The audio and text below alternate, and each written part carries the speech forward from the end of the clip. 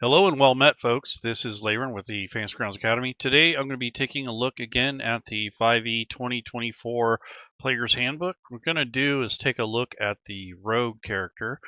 I've got four domains or subclasses right now, and I've made all four of them to first of all check out the rule set to kind of get familiar with how it's working.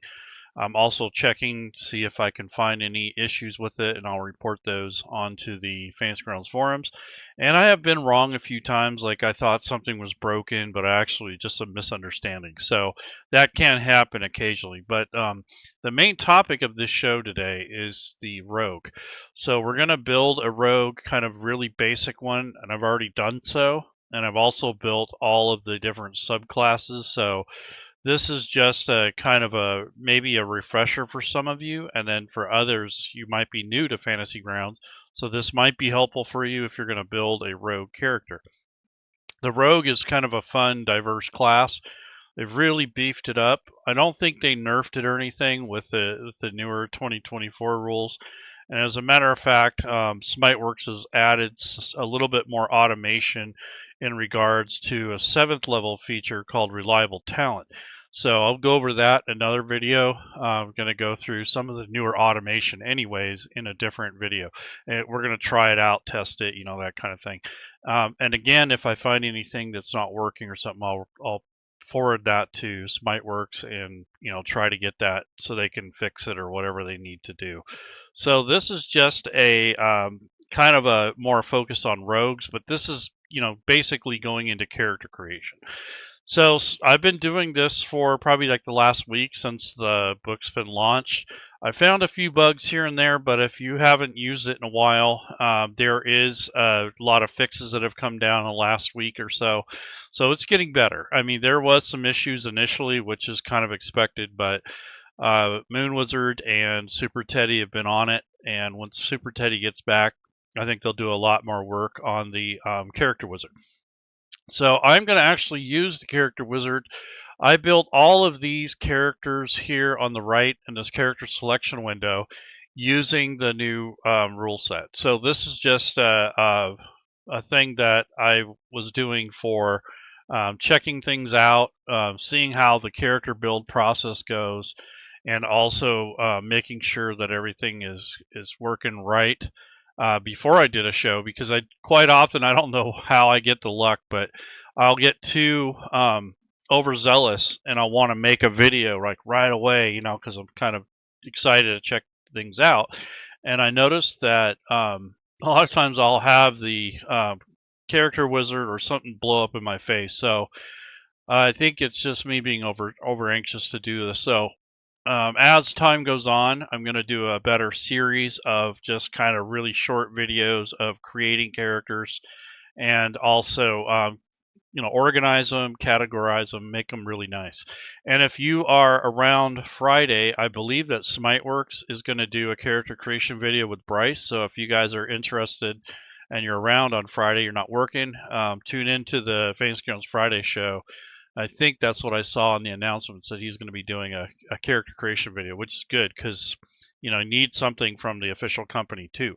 So what we're going to be doing is taking a look at these rogues, and another thing I wanted to add in here is to have the flexibility of having different builds available for you.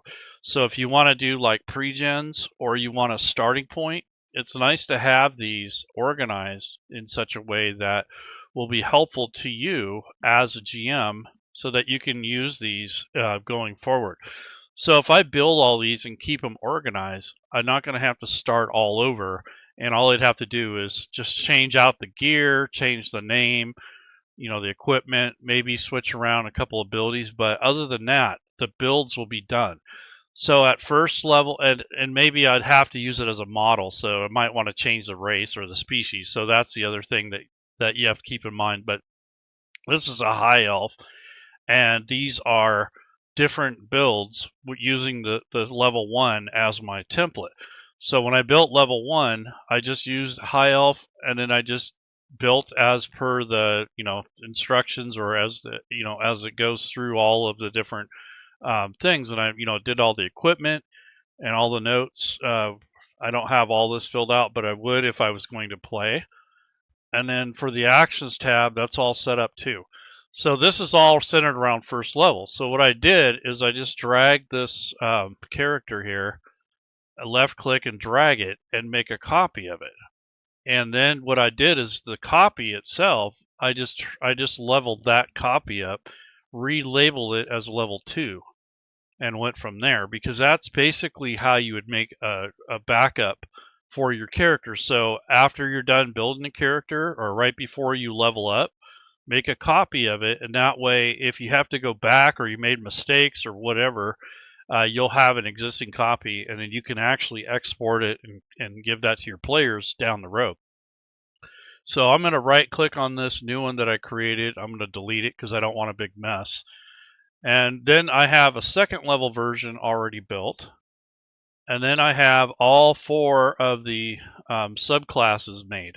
So I have the Arcane Trickster, the Assassin, the Soul Knife, and just the Thief. So those are the 4 main subdomains. So that's just a way for me to kind of get familiar with the build process. And then also kind of segues into some of the other topics I'm going to be getting into. So I'm going to build a character using the character wizard, because these were all built with drag and drop. So I'm going to try to use the character wizard again. I know I'd found some bugs earlier, and I'm pretty sure Moon Wizard fixed those. So before I started this, I updated Fantasy Grounds to make sure I had the latest, greatest version. And the only thing I'm using is the new player's handbook. I'm not using any legacy products at all. And in the settings and the options, if I come down to the, let me see, this is the, what is this? The game options. There's the rule version. This is 2024, and then you can switch it to legacy. So if you're still using older 5e products, you may want to leave it on legacy or switch it to legacy before you get started. This might help you down the road. And then also, if you're going to only use 2024, then you can select that there. Your options are limited, but building everything off the new player's handbook is going to be a lot less painful than trying to mix and match. I was looking at how that's supposed to work and all the effort that's going to be put into trying to keep things kind of together. And I don't know, for myself personally, I don't think it's worth it. So I'm just going to start fresh, just start completely over. Honestly, the adventures that came with some of the older 5e stuff, most of those I can do without. There's a couple options that I miss from 5e, the standard legacy version, but other than that, it's not that big of a deal to me. I'm not in the middle of a campaign, so that may also affect how you do this. But once you're done with your campaign, you want to check things out, I'd recommend making a whole brand new campaign and just switching the 2024 if you just want to use that content, and do it that way. This transition period is not going to be easy. There's a lot of things that are up in the air, and it's kind of like Smiteworks had to make the rule set and rebuild the character sheet to accommodate the new changes, and then also to modernize it and to make sure that things are standardized going forward. So that's a lot of work and risk there, and I commend them for that. That's not an easy decision, and it's not easy to maintain. So there's a lot of things that broke, and especially like extensions and such. But as far as compatibility goes, I think adventures will be all right. But when it comes to character options, or if you're using like third-party options like Kobold Press stuff and all that, I don't know if that's a good idea to mix and match those, even though they say it's compatible. I would honestly start over, to be frank. And it's not an option like if you're in the middle of a campaign, but if you're going to move forward and you're going to use the 2024 rule set, I would start fresh, to be honest. If you're going to mix and match, my hat's off to you. I don't want to put that kind of burden on myself, but I think it'll be a challenge when it comes to character options, leveling up, that sort of thing. It's supposed to be compatible, and I think for the most part, Smiteworks is going to do what they can to mitigate those issues if there's any compatibility issues. But I just don't trust it. I can't, in my own sanity there, I just won't do it. I think that mixing the two is a difficult challenge using a virtual tabletop. Around a table would be really easy. You just hand wave stuff. You don't have to change anything. You just figure out which rules you want to use and which rules you don't. But in a virtual tabletop, it's static. Like those things are permanent. They're records. So you have to go in and update, change. There's a lot of things that are going to happen. But anyway, so back on topic. So we got these characters here. First through second level isn't much different other than hit points and a couple options. But then as you get to third level, which is where all the new classes get their subdomain or their subclass. So I've built all these using drag and drop, and that was just to see what the different options were. And when I look at the actions tab and the abilities tab for these, there's not a whole lot of difference. I think the largest difference, the Soul Knife and the Arcane Trickster are a little bit more complicated because they have powers and spells, but the Assassin and the Thief are pretty straightforward. They're not too bad. And then I was looking at, I had them side by side, a comparison. There really isn't a whole lot of difference. And specifically when I use the same character as a template, I didn't have to do anything except for adjust a few of the options for the feats and species and that sort of thing, but I pretty much kept everything the same. So what I'm going to do is build a higher level rogue, and also this gives me a chance to test out the character wizard again. And what I'm going to do is build a goblin, so something not as common, maybe a goblin thief or something like that. So what I'm going to do is maybe a spell. Let's see, Arcane Trickster, something a little bit more complex, but we'll see. So what I'm going to do is go to characters, and then going to click on the character wizard. And this is what you'll be faced with. Now make sure that you have your books loaded before you launch the character wizard. So if you're a player, you're on a table, make sure that you have access to the player's handbook. It should be showing up in your modules directory, and your GM should have that shared with you. So if you're going to build characters, you have to kind of be careful with that. So that can be problematic. And let me adjust this so you guys can see the screen a little bit better. Yeah, I think I'm going to have to get rid of this side view here. So there we go. So I'll get rid of that. That was what I was using earlier. So here we go. This is the character wizard. And what I'm going to do is pick rogue as my first option. So that's basically the order that they suggest in the player's handbook. So if you go to, let's see, go to books, and then you bring up the player's handbook. This is the actual book itself. And you go to creating a character, and they'll talk about the order, how to build it, and they'll have some tips in here. And let's see, so choose your class, origin, ability scores, and you choose an alignment, which is interesting. They kind of went back to alignment. So this is kind of the build order. Now, if you do this with drag and drop, I don't know if that's the way to go, but doing this with the character wizard's fine. You can kind of do it in any order you want, and when you get done, you commit at the end.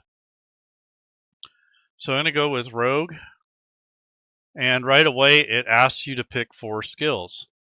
So up here it kind of tells you your options, and then you get thieves tools. So I'm going to start off with stealth, and since this is a goblin, I want sleight of hand and deception. He wants to be a good liar. And let's go with acrobatics. So that should be a good rounded choices there for him. And if you finish that out, this collapses and it brings you to the next section, which is kind of new. I think that's kind of cool. Okay, so you got to pick 2 of those skills to be expert in. So I'm definitely going to say Thieves Tools, which is a tool, not so much a ability. or skill, and then let's go with stealth. So those are my two main features there that are going to be the expertise. And now you picked up various languages in the communities that you applied your roguish talents.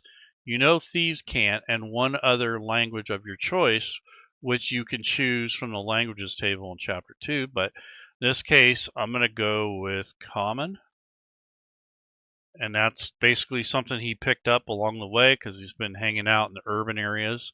So that's the class part. Now we're going to go to the background. So this is where you actually get your ability score adjustments. So you got to think in terms of, how you want this to roll out. So I want to take a look at the criminal, which is a good chapter. But you get tool proficiency of thieves tools. You get sleight of hand and stealth. So I have to think about my choices that I made earlier. And then you get this equipment here. So I might go back here and change some of these class proficiencies that I took. So we're getting stealth and I think the tool. So I want to change this to, let's go with perception. And then let me go back to backgrounds and check out this criminal again. Sleight of hand. So I want to change that too. So this is something that doesn't flag you anymore. So you have to kind of be careful with this part. So sleight of hand, I'll change that to something else. So let's go with yeah, let's go. We already got perception. Yeah, let's go to insight. So we can tell if people are lying, or we can look into things. So that will help with that. Now when I go to pick up my background, the criminal background, now I can pick which ability score options that I want to do. So in the new character wizard, and I don't know if the last one did this, but I think it was already happening, but you get one or two options. So the first option is the classic 2 and 1, the ability score adjustments, or you can do the Tasha version, which is 3 plus 1s across. So I'll use the Tasha version this time. Normally I use option 1, but I'm going to use this option this time. And then go to my skills. Yeah, see that didn't, when I picked the Tasha's version, it didn't give me any options. So I need to report that. So back to the drawing board. If I go to options here, guess I'll go with, so dexterity is my biggest thing, but I think I will do con. Because when I do my stats, I'll give the dexterity more love there, and then I'll go with intelligence here. So that way he has some good skills with with different types of checks, but I don't think he has a lot of things that he'll be using in that regard. So maybe I will put one on dex. Okay, so here's the alert feat. And then let's go to species. So this time instead we're going to go with a goblin. Huh, I don't see goblin on here. I thought that was a base race, but oh well. So instead of that, let's go with an orc. So that changes the build a little bit. So we'll go with orc. And then we're going to speak. Let's see, he already knows common, so we'll go with orc and probably goblin. And dark vision, and it's got adrenaline rush. So that's from the species. So now the species give you languages. They give you restless endurance, dark vision, and adrenaline rush. So that's basically the different things that you get from species now. You don't get your strength and con bonus. That comes from your background now. And then for the ability scores, so like I said, I was going to generate those or do it. So I'm going to do a standard array, and then I'm just going to rearrange the stuff. So I'll move this 15 over to here, move the 14 over to to con. Actually, I'll move that over. Yeah, that works. So 14, 16, 15. Actually, I want this over here. So he's a little bit smarter than your average bear. And 10 for wisdom and 8 charisma. That's fine. So we have 12, 16, 15, 14, 10, and 8. And that already includes the background bonuses. So now when we go to equipment, you have a couple choices. You have your background kit and a class kit. So don't think I want, well, let's see. We got thieves tools, burglar's pack. You get a couple pouches, clothes, couple daggers. And this one you get leather armor, dagger, short sword, short bow, arrows, quiver, thieves tools. This is obviously more comprehensive, but I think I like 2 daggers and a crowbar for the burglaries type stuff, and then take the 100 gold and just buy some new stuff. So I'll do that. I'm going to take this background stuff because I don't know if I necessarily want the burglar's pack. I have to look at it, but I'll go ahead and pick this choice first, and then I'll take the gold. So there we go. There's our starting materials. And then once you're done here, you come to this different build option at the end with a commit. So I'm going to put level 1 orc thief. And this is just so that I have a good naming convention, because if I don't stay disciplined on this is really going to be a nightmare trying to figure out what's what. So you want to come up with a naming convention to help you with this. So I'll go ahead and hit save. And now that's done, I can bring this up, and then I'll bring back up my little cheat window there. And I think I'll bring this over just a touch. Yeah, so yep, just like that. There we go. All right, so this is basically the build here, and you can level up by basically going back to this gear cog, and then you would just click level up. Let me close this again. And then you just hit level up here, and you're going to gain cunning action, and you just click on commit and then save. And that brings you up to level 2. So I wanted to make this a thief. So again, I'll go to the gear cog, and then I'm going to click on level up again. And this will take me to level 3. I don't know if there's a way to skip levels. If you're going to do that, you might have to employ the well, you still have to kind of build it anyways, so you have to kind of stack it up. You can't just jump straight to 5th level or something like that. So arcane trickster, we wanted the thief, and you get fast hands, you get the rogue subclass. For thief, you get second story work, which you get a climb speed, and you get a good jump, and then you have steady aim. So you get advantage as a bonus action. You can use this feature only if you haven't moved, and after you use it, your speed is 0 until the end of the turn. So this helps you get advantage on your next shot if you stay put. And we'll go to the commit area and hit save. So this is just a kind of a preliminary kind of build here. So I would change the ammo to 2 since I have 2 of those. Here are all the different automations. So a lot of this is already built into the rule set. You might have to add a couple, but for the most part, you don't have to add too much automation, like the effects syntax. A lot of that's already done, I noticed. And then let's go to equipment again for inventory. So these are what he has so far. So I'm going to give him 2 daggers. I think he would want 2.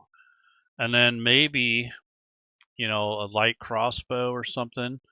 So I have 100 gold to work with.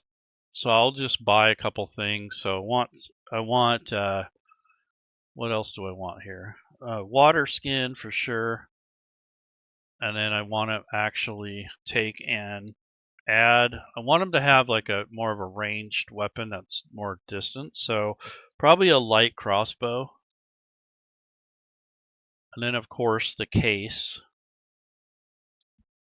So crossbow bolt case, and then the actual bolts. And let's see, so he's got a couple daggers, got a light crossbow. We want, he's gonna have 2 sets of thieves tools. And then let's give him some rations. He needs a little bit of food with him, so we'll give him a few days worth of food here. And then an empty backpack just to put everything in. Backpack. And one thing I do like is those caltrops. I don't know if they're available in this rule set. I'll see. Yeah, caltrops. I definitely love those. And the bearings. So when he has someone running after him, you can throw those down and make it difficult. So we got a handful of ball bearings and a handful of caltrops. That's really good for pursuit. I've used those to good effect over the years. Okay, so that's pretty much. And then does he need a light source? Not really, because he's yeah, orcs have dark vision, so we don't really need to give him that. At least not for carrying around. And then maybe he'll have a trinket or something. You know, nothing too crazy. Let's go with a cloak. They don't have. Oh wait, I spelled it wrong. Nope, no cloak. How about some boots? No, I noticed they don't have any of the clothing in here. But he does have traveler's clothes, so that should probably encompass that. But we're going to put all the little stuff like the pouch, the caltrops will be in a pouch, thieves' tools will be in a pouch, and we'll put this in you know, some of this stuff will go in the backpack, like the crowbar. And the water skin is probably hanging off the backpack, but we'll just say it's there. And then for the, we're going to say case for the bolts. There we go. So we just organize inventory. So this is the kind of stuff that's kind of time consuming when you're building characters. So what I was thinking about doing is taking the time and effort to build all of these different kits, like custom kits for different builds. So if you have an assassin, maybe you'll have a poisoner's kit in there. You know, just whatever you think you'll need for the particular build. And I do want a rope. That's one thing I want to make sure I have. So here's a rope. So that way you can do a second story work better. And I'll put that in the backpack, so it might just be coiled up and hung on the backpack. And then let's see if there is a grappling hook. I don't know if they, yeah, they do actually have one. So they'll have a grappling hook. So that'll go on the backpack too. So, you know, he's kind of set up for thievery here. Got the crowbar, the thief's picks, the rope, grappling hook. Let's see if they have gloves in here. Nope. Let's go. I'm going to give him 1 healing potion, and I want to see how this is handled. I haven't checked this out yet. So, potion of healing. And this will be in his backpack, or maybe in a pouch. And I'll give him 2 pouches instead. So one has all the little items in it, and the other one has like the potion and stuff in it. So go to actions. So yeah, that's not automatically set up. So what you want to do if you want to have a healing potion and make it convenient for you and your players is to go ahead and make the automation for it. It's not too bad. It's probably one of the easiest ones to do. So what I'll do is switch this to standard down below here and then go to the edit mode. And then what we're going to do is add a power, which is just a group essentially. And we'll put this as potions, as a power group, or as a kind of a section. And then over here, we're going to type healing potion. And you'll notice that it kind of jumped down because it wants to be in alphabetical order. But if you want to change the order, you just put a number in front of these categories. it will essentially reshuffle it. And you can also do so within these abilities here. So what we want to do is take and put the healing potion function. So this is just a title right now. So what we can do is get out of edit mode, change it to preparation. We only have one, and we're going to change it to once. So once you drink it, it's gone. And then what we'll do here is right click and go to add action. And we're going to do the healing function. So we're going to add a heal. And then with this little gear cog here, we're going to take and add a line, which is going to be your heal. And we're going to take, I think it's 2d4. So if you grab a dice, you can right click and that'll add an additional die. So there's 2d4, and then there's your, I think it's +1 or +2. I don't remember. I think it's +2. So 1d4 +2. I'll check that with the inventory. 2d4 +2. So let's take a look. Yeah, 2d4 +2. As a bonus action, you can drink it or administer it to another creature. So they changed that rule. So the potions are now a bonus action. You don't have to take a full action, which I think kind of makes sense. I'm okay with that. All right, so that's the functioning now, a functioning item or a functioning potion. If you want to take another step to help with this, you can unlock this text here and hit Control A or Control All, and then hit Control Copy or Control C, and then go to the item in your Actions tab and open that up, and then add just the description here. So when your players are using it, they can see what it's supposed to do. So that's just transferring the notes from the item over to the actual action here that we set up to make this simpler. And then also we want to make sure this is on targets, not self, because you want to be able to heal others. So that's why that's set as targets. And now you have a functioning button here that you can drag to yourself when you need to administer a potion. And then for the picture up here, this is probably the hardest part, believe it or not. So if I click on portrait and then I go to, let's say, I don't know, maybe Fantasy Grounds, FG Fantasy here. Maybe I'll find a cool orc picture. But this actually takes a lot more time than you'd think. Like I'd build a bunch of characters, and other than equipment, I'd be spending all day on this. And so the build part is the easy part. The selecting the art and bringing that over is annoying. So let's take a look. So here's the orc. Oh, here we go. Perfect. Orc male fantasy. I love it. So he's going to be a thief. So that kind of fitting there. So there we go. There's that. And there are a couple things that you don't have to do now, but each of these weapons has a property and you have weapon mastery. So what you can do is make a notation of what this is. So if you have, this has the nick property for dagger, and if you have weapon mastery, this will come into play. If not, you don't have to worry about it. But I usually put a little note next to the weapon. So if anyone's using that and they have that particular property on the weapon, it's a little bit more visible, so you're not digging through the rules and such. And then here again, this has the slow mastery ability for the crossbow. So I'm going to put slow on there, and then I want to change this to two-handed because it's actually a two-handed weapon. So that will help with determining your extra actions you get from different weapons if you have the weapon mastery skill.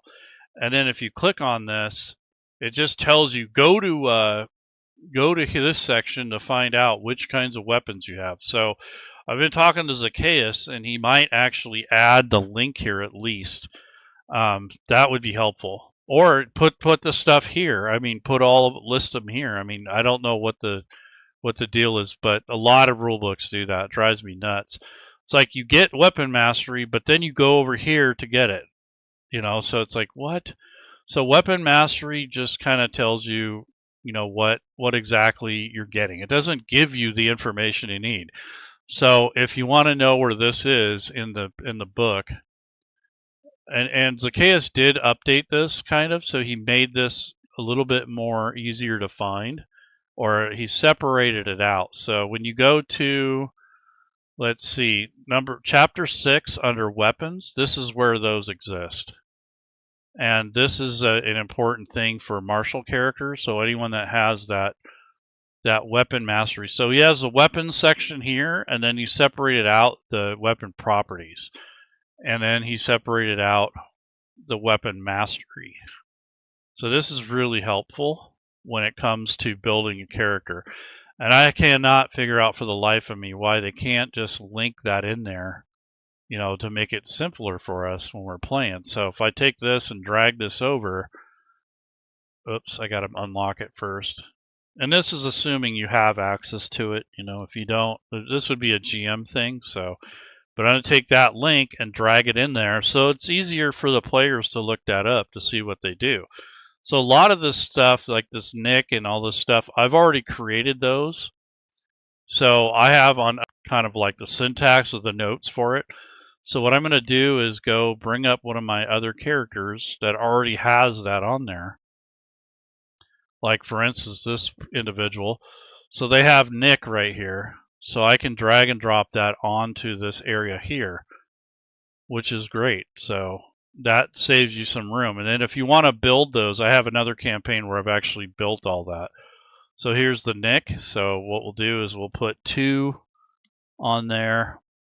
And then for the weapon mastery, I'll make that number 1. And that way they sort in order. And then I need the slow property. So I don't have that coded right now or notated. It's really not a code. It's just a note. So if you want to, you can add stuff like this to your actions tab to make it easier during gameplay. But just having this link here under weapon mastery would be very helpful, because digging through that book in the middle of gameplay is not fun. So slow says if you hit a creature with this weapon and deal damage to it, you can reduce its speed by 10 feet until the start of your next turn. If the creature is hit more than once that have this property, the speed reduction doesn't exceed 10 feet. So 10 max. So that slows them down. If you hit them, it slows them down and they can't move as fast. So it's kind of like pinning them down with missile fire here. So to take this sort of thing here and hit copy there so we can have the text. And then what you do is just make your own little note here. So I'm going to just add another thing here. We're going to call it, I'll put a 3 in front of it. And then we'll do slow. And that way we have just like a little reminder here. And then if we want to, we can open up this thing here and we can enter the text that actually talks about it. And then what we can do is on here, we can right click, add an action. So it's really not, automation of any sort, but it's kind of a note. So we're going to call it slow with a semicolon. It's going to leave it on targets. And I don't think, do we need to do anything? Do we need it to expire? Not really. So what we'll do here is we'll just say movement -10. So it's not going to do anything with Fantasy Grounds wise. It's just going to put a notation on there. So you drag this over to one of the targets that was hit by your bow or whatever, by arrows. And then it will just make a note. So when you go to move that NPC, the player and the GM can see that this guy has been slowed down. You don't have to do this. This is just kind of a convenience, kind of reminder type thing. So slow movement colon -10. So that's all that is a note. It doesn't do much other than that. So this is just a way to kind of advance the character sheet a little bit more. So you're not having to do this in the middle of gameplay. And then so everything else looks like it's set or ready to go. and voila, Bob's your uncle here. So adrenaline rush, that's already handled.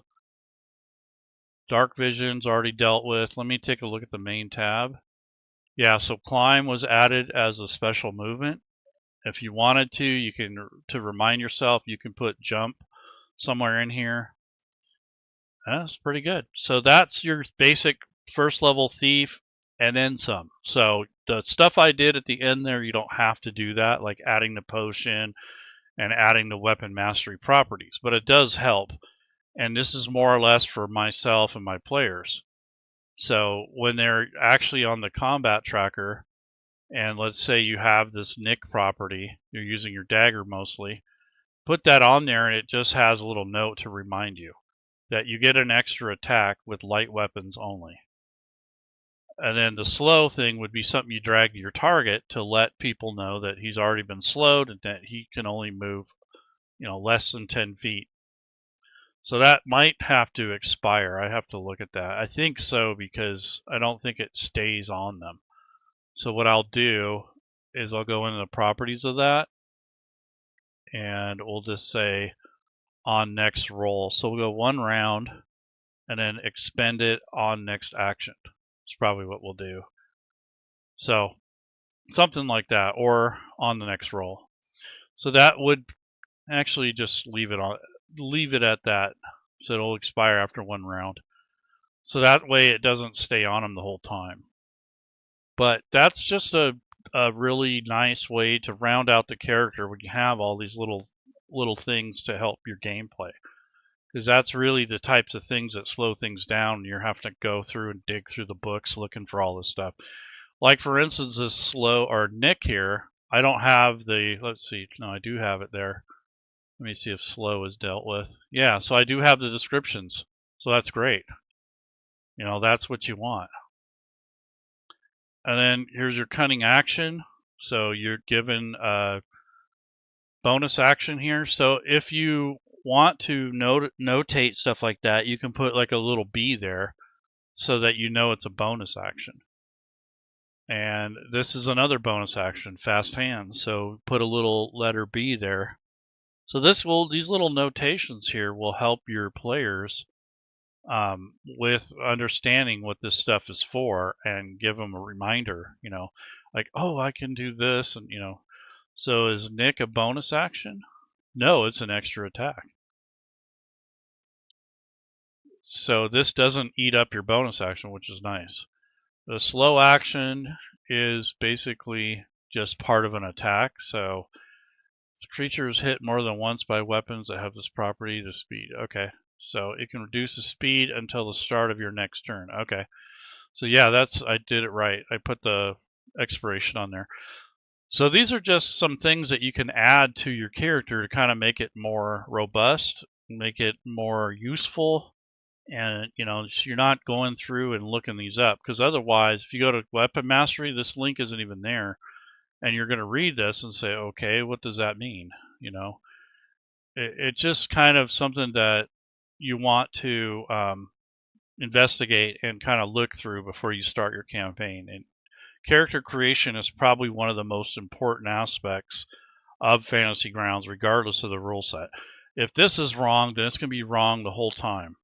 If you make a mistake on the DM side of things, it's usually not, game ending, or is usually not as complex. But something like this, you're not having the stuff on there, or having your players not understand what's going on here. It can just make for a long day. So try to help yourself out and do these little extra things to help yourself. Just add this little B here for bonus action. Second story work is just an explanation that you can get into hard to reach places, and you can climb and jump better. And then I actually got the gear to complement that for climbing up the walls and that sort of thing. So that's kind of important when it comes down to how you manage the character and how you want things to roll out. So yeah, exactly. Our first session with the 2024 rules, I even put cleave modified weapon, no strength. Exactly. And that's really what what helps with the game, right? Is like you need that stuff there in order to, have a smoother game. Especially when you're new to the rules. Like after a while, you may not need half of the stuff, but initially getting used to what you can and can't do is a big part of learning the rule set. So, you got to kind of get used to all this new stuff. So, yeah, cleave, I think it does something like, I don't remember. I know you get extra damage, but you don't get your strength bonus or something like that. So, and the Nick one, if I wanted to take it another step further, I could for this build here, I could make the nick damage. So if you do that, you make it as part of the attack action instead of a bonus action. And you basically, but there was one other one. I think it was, I don't remember, but I think it was Vex or something like that. So you get like the damage of your modifier, not the weapon. So there's little things you can do to speed things up, but you also kind of have to be familiar with Fantasy Grounds a little to understand all the little implications. But once you get your hands on it, you start using it, you'll start finding the things that are annoying and, start doing that. But I did ask Zacchaeus to add the link to the weapon mastery properties here, because that's annoying if, this isn't even on there. It just tells you have weapon mastery. It doesn't even tell you where to look for it or anything. So that drives me nuts. A lot of rule books do that. It will say, you get this, but you have to go here. And then so you go to that page and you go, okay, where's the rest? Then you have to scroll down and look through it. That takes too long. That's tops the game. And I don't like that in gameplay. So if you can help it, you can unlock these records and link stuff there for yourself to make it easier. Because that's annoying when you're in the middle of gameplay and you have to look that stuff up. I mean, sure, you can go to books and then you can go to open up the player's handbook. And if you want to make it a little simpler, you can actually put this down to your hotkeys so you have quicker access to it, so you don't have to even do that. And then you could take this section that Zacchaeus made. He actually split this out because it was all one page. So if you go to weapons, all this stuff was on one page. But now he's split it out to weapons, weapon properties, and the mastery section. So you can take that and left click and drag it to your hotkeys. So that's helpful in itself. But, nonetheless, and this would be helpful for a GM, like if you might have NPCs that have similar functions. So anyhow, that's just some stuff that you'll learn as you go. But anyways, I'm rambling too much. But that's basically how the character build went. I used the character wizard. I did notice one bug when I tried to select the Tasha's method, the 1, 1, and 1. There was no option there, so I got to report that. But other than that, it worked out pretty good. I don't see any big issues. And the other thing is naming these. So this is a level 1 orc thief. So knowing that, when I go to my characters, it's easier to search for these things. You're not constantly looking for it. And that helps if you name these aptly. So now I have a pregen. I have an orc thief. I have a high elf rogue. I have the second level version of the high elf rogue, and then I have all of the third level subclasses. So you do yourself a favor and make some of these ahead of time, and you have a starting point. At least the first level. You can make the first level one. The only difference is probably the species. That you may have to, start over with. But other than that, just having those on there, just to start with, and just to have different combinations of this whole group here is useful. And then when you level up, before your player goes to level 2, if you're at level 1, make a copy of it and level up the copy. That way it leaves behind the original, and then you can go to this export area. If you go to edit list, now you have an export feature where you can export the XML file. It doesn't export the artwork. That's going to have to be redone, but the actual sheet, the information is there. And then you could send different levels of that player to your of that character to your player. So if they wanted to play, let's say they were using this elf, high elf, they could take this at second level and use it in a different game. But if you only have one copy of it, it's at level 7. You don't have that flexibility. So get in the habit of doing this if you can for your campaign. So make copies of the characters as they level up, and that way you have a level 1, level 2, level 3, so on and so forth. And that way you can go back and fix stuff, or if you break something, you can go back and figure it out and fix it. And then also it gives you backup, and then you can also use it as templates. So you might have already, your first 7 levels made. So you'll have different variations with different options on it. And then you can use characters to build other characters. So let's say you're going to build a soul knife, right? So if you got a soul knife character around level 3, you go to the actions tab and take whatever actions you need and drag that onto your new character. So you can use this kind of like a template. And this makes it quicker, so you don't have to come over here on the sidebar and look for all this stuff. If you already know you have one built, you'll have a majority of the things you need, which is really time saving. So, that's a tip that I learned over the years. And that's used to be how the effects were, syntax was made, is they made a level 20 character, it had everything on it, and then you just drag stuff from there. But that's a little bit more difficult to manage. Now they put everything in the spells area. That's where a lot of the automation goes. But anyways, take care, folks. Have a good week.